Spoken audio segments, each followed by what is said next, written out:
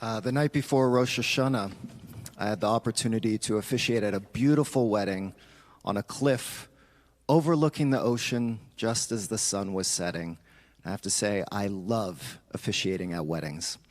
I get a front row seat to what is one of the most intimate and meaningful moments in someone's life. There's something that happens during a wedding, a moment of potential and possibility that is unmatched, unlike anything else in our experience. And when we reach the end of the ceremony, I put that covered glass on the floor, the groom steps on it, we yell Mazel Tov, they kiss, and they ride off into the sunset. But we all know, actually, though, what they're running out into. It's not a sunset. It's not a lifetime of rose petals and delicious cake. It's a world of joy and opportunity, yes, but it's also a world of potential torment, a world in which they need to navigate pieces of broken glass. That brokenness has been so profound lately, and we've all experienced it in one way or another. But if we want to mend the broken pieces of this world, we need to stop focusing on the enormity of the challenges and start looking for some practical ways to bring elements of hope and responsibility and action into the picture. On Rosh Hashanah, I discussed the Talmudic story of a rabbi and his son going into the cave and some of the things that we can think about as we emerge from this pandemic. But today on Yom Kippur, a day dedicated to self-reflection and developing strategies for self-improvement for the new year, I wanted us to focus on another text. As Jews, we've always relied on text to guide us, but many of us feel distant from our Jewish sources, having a difficult time finding their relevancy in today's world. So I thought that on this holiest day, I would take a moment to show you that there's a piece of Torah that can still provide intentionality and purpose. We're exposed to the Ten Commandments throughout our childhood, learning about them in religious school, hearing references to them in secular and religious settings, and even using them to try and get our children to behave. But for a list of its significance, few of us have actually spent time as adults thinking about their meaning and relevance in our lives. Today, I'd like to change that. I believe that there is a modern way of explaining these commandments and that they are actually organized in a purposeful progression. They provide a detailed roadmap we can use as we emerge from our caves and can help guide us to pick up some of those broken pieces that we find around us. They are personal building blocks. And as you'll see, the 10th commandment is not just a command, it's also a reward. So if you want to follow along as we go through these 10 commandments, go ahead and Google. I know you have a device with you. Pull up those 10 commandments and you can follow along if you want. So commandment number 1. I, Adonai, am your God who brought you out of the land of Egypt, the house of bondage. You shall have no other gods besides me. There's a friend of mine who happens to be a rabbi, told me that when he was young, he was totally turned off by God and had no respect for rabbis. When he was in high school at the high holidays, when everyone would stand for the Amidah, the standing prayer, and everyone would turn and face the ark, the rabbi, instead, for the last line of the Kedusha, would turn and would face the congregation and share the last line in English to everyone and say, I am the Lord your God. So that image became ingrained in his head, and he thought of one of the most significant problems in the world, man believing that he is God. The first commandment is not about a need to have continual faith in God or even a declaration that you must believe in God. It's important for us to remember that you can be a good Jew and not believe in God. Commandment 1 reminds you never to believe that you are God. This is a commandment reminding us that we are part of something much, much bigger than ourselves. It's the foundational commandment. Commandment number 1 says, you are not the center of the universe. There are forces larger at play than you, and you will never understand it all. Once you accept this baseline reality, you can begin to build a life of purpose and meaning that can help bring yourself and the world a little bit of mending. Commandment 2, You shall not make for yourself a sculpted image, or any likeness of what is in the heavens above, or the earth below, or in the waters under the earth. You shall not bow down to them or serve them. Do you know what I think is the most transformative technology of the 21st century? It's that selfie camera on our phones. The fact that we have the ability to take a picture of ourselves while we're looking at ourselves. Research has shown that those who take and post selfies to social media report feeling more anxious, less confident, and less physically attractive afterwards compared to those who don't. And the harmful effects of selfies were found even when participants could retake or retouch their pictures. An idol is an object or a person onto which the worshiper places all responsibility for the good and bad occurring in his or her life. The selfie is just one example of idol worship in today's world. A great Spanish philosopher and rabbi, Isaac ben Moses Arama, wrote about this commandment and said, under the category of idolatry, we must include a form which is particularly virulent today, the devoting of all energies and thoughts to the accumulation of wealth and achievement of worldly success. They are the mighty gods on which they rely, to which they pay allegiance, and for which they repudiate the Lord on high and forsake his Torah, leaving it deserted and forlorn in a remote corner. He wrote that in the 1400s. Commandment 2 is intimately linked to Commandment 1. When we see the world revolving around us, we fail to recognize that we are part of something bigger. Commandment 3. You shall not swear falsely by the name Adonai your God. God created the world with words. God said, let there be light, and there was light. Whoever wrote, sticks and stones may break my bones, but words will never hurt me, that person was not Jewish, because we know the power of words. The words can create, words can destroy, words can bless, and words can curse. We understand that they can do all of these things, and the Hebrew word for swearing falsely or in vain is shav, which means emptiness, vanity, worthlessness. This is a commandment against empty speech. We're living in a time when empty and worthless speech is shared regularly, and even we can be tempted to fall into that trap. Every time we are about to engage in some conversation on social media, or we are going to get into some debate with other people, this commandment is asking us a very important question. Are you adding something of substance to the world? Commandment 3 leads us directly back to 1 and 2. A reminder that the ultimate power to create and destroy is not ours to wield, I should say. Commandment 4, remember the Sabbath and keep it holy. 6 days you shall labor and do all your work, but on the seventh day is a Sabbath of Adonai your God. You shall do no work. One, if not the most brilliant invention in human history, I think, is Shabbat. The most ancient of societies understood that we can't just work 24/7. We need a break. We're hurting ourselves and those we love if we don't figure out a way to bring Shabbat into our lives. It can save your marriage. It can save your emotional well-being, so much that it can do to benefit us. I understand that we're not going to have an entire community of liberal Jews celebrating and honoring Shabbat from Friday night to Saturday night. I know that the religion of soccer on Saturdays does reign supreme, and probably Costco is less busy on Saturdays than it is on Sundays. But I do believe that we can begin to shift a little of our lives when we find some way to celebrate Shabbat. So start with something small and see that maybe this will infuse a little bit more meaning into your life. But this commandment is not just about physical rest and rejuvenation. This is about recognizing your limitations. This is about understanding you can't do it all. The world is much bigger than you. You have to feel secure that the world is going to move on without you. Commandment 5, honor your father and your mother.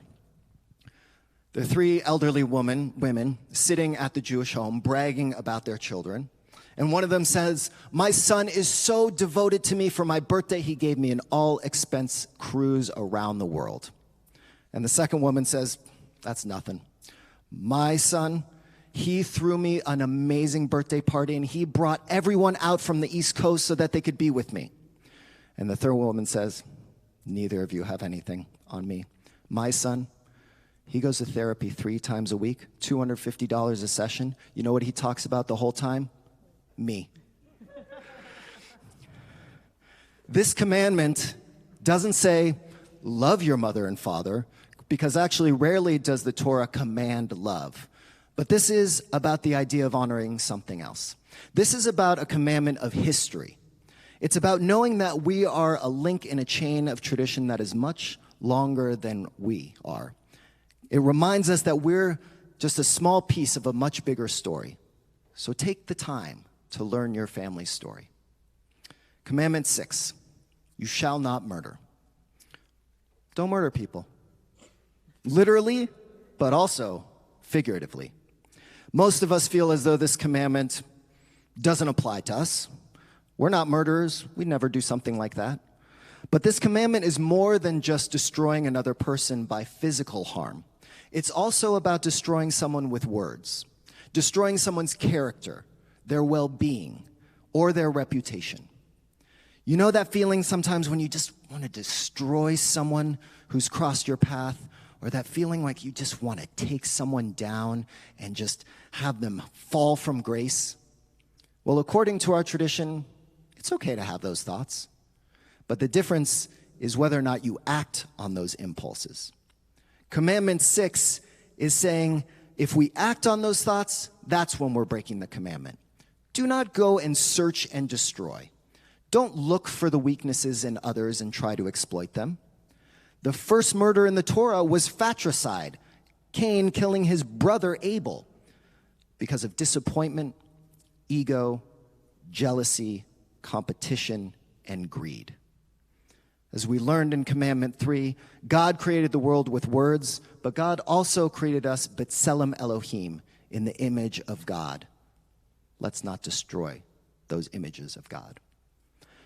Commandment 7, do not commit adultery. This commandment is intimately linked with the commandment that comes before it and the one that comes after it, because it refers to one of the most damaging ways to destroy a life and the ultimate form of stealing. Adultery is more than just stealing someone's partner. It's destroying your partner's ultimate trust, stealing intimacy shared between people who committed their lives to one another, destroying the one bond that was established under that chuppah that is supposed to be secure throughout everything. If you break this commandment, it's because your physical and emotional needs supersede everyone else's. And when we put ourselves before others, we fail to meet the basic tenets of our tradition. Commandment number 8, you shall not steal. I had a rough time in 7th grade. My older stepbrother and I stole a lot of things for fun that year. And the stealing didn't end because I got caught or because I got into big trouble. It ended because our younger stepbrother, who knew about our ventures, got caught trying to steal something from the grocery store. And it was a turning point because I came to understand that my actions could indirectly or directly impact others, especially the people I loved. Commandment 8 isn't just about stealing property. It's about stealing someone's innocence, ruining someone's reputation, taking credit where credit isn't due, going into a store with no intention of buying something and wasting the salesperson's time with 30 minutes. It's about stealing someone's livelihood, their productivity, their motivation. In the context of this commandments, this one is the catch-all for stealing everything besides life and lover. Commandment 9, you shall not bear false witness against your neighbor.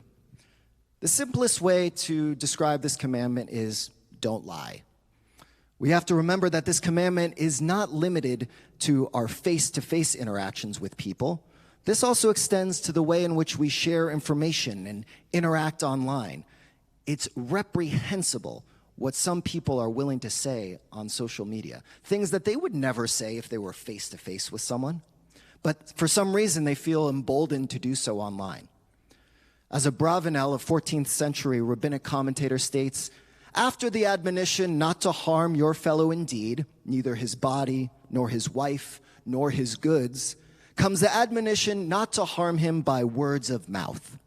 This includes, besides bearing false witness, one who mocks his fellow, slanders and denigrates him, insults him publicly, and the like."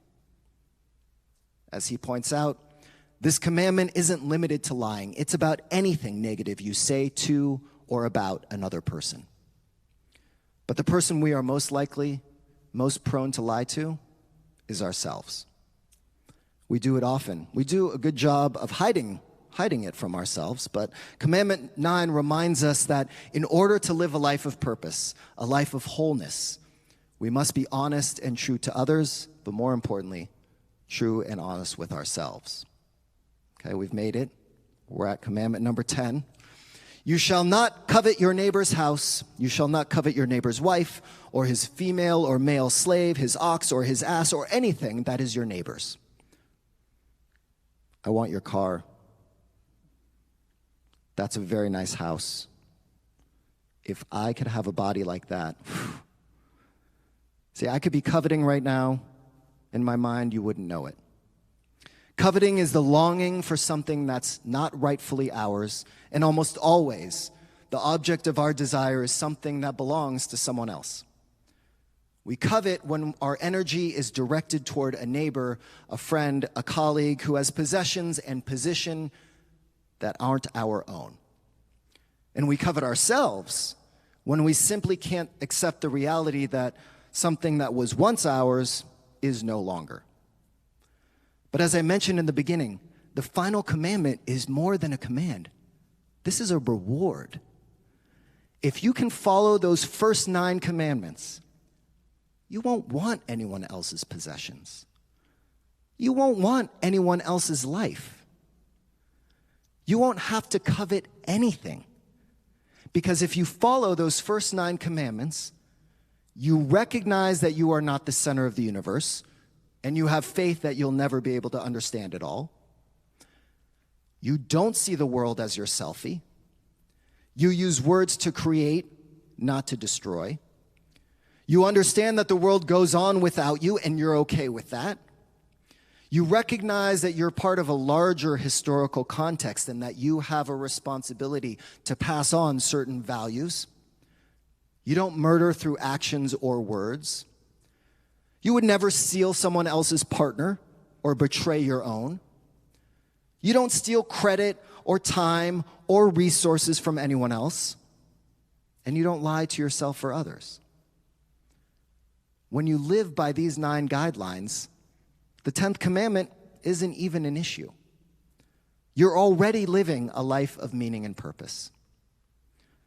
You recognize that you don't need what other people have. We can only fix the world around us when we fix ourselves. And these 10 building blocks can serve as our personal guide. And as we read just this morning in Nitzavim, the Torah is not distant from us, as Rabbi Ben Naim mentioned. It is accessible. It is relevant. These 10 commandments that you learned as a child had more depth than you realized at that time, and it's not limited to these 10 commandments. Study with us. Learn. At the end of a wedding, I'm the last one who walks down that aisle.